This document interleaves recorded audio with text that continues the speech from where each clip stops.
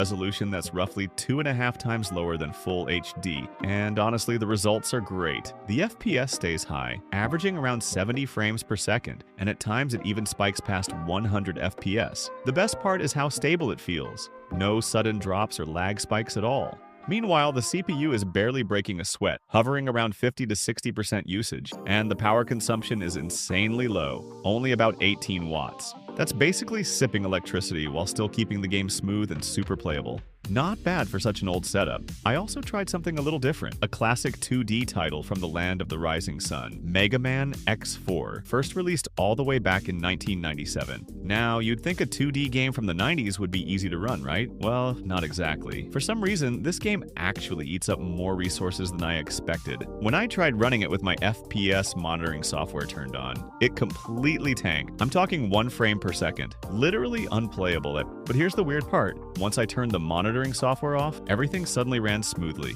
Even with explosions and action on screen, the gameplay was way more stable. So yeah, sometimes the real bottleneck isn't the hardware, it's the software you're running alongside it. Next up, I fired up a true classic, Plants vs. Zombies, one of the most beloved games of all time. It's that perfect mix of strategy, humor, and pure chill fun that never gets old. And honestly, this little PC had no trouble running it at all. The game held a steady 27 frames per second, with the CPU hovering around 30% usage, which is actually pretty good for something this old. So yeah, if you're into 2D casual games or just want to relive some nostalgic titles, this machine can still handle them smoothly and reliably, even here in 2025.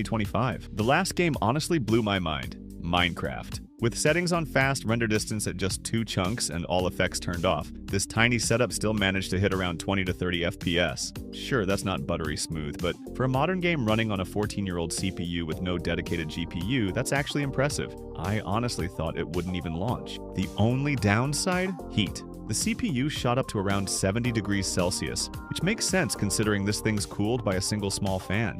It's not just the CPU struggling either when the 4 gigabytes of RAM is getting completely maxed out, sitting around 3.7 gigabytes while the system fights to keep up. If you swap that out for an 8 gigabyte stick, you definitely see a noticeable bump in FPS. And just for fun, I did something pretty dumb. I plugged this board into a regular desktop PC to see if FPS would improve. But nope, still the same. That's when it hit me. Even though it looks like a GPU, this thing actually behaves like a standalone mini PC, not a graphics card. So, as you've just seen, this thing is one weird little PC, definitely not something you come across every day. It was never meant for gaming or graphics work, but after being pulled from old crypto mining rigs, it still manages to handle basic tasks like typing documents or web browsing just fine. You can even throw it into a custom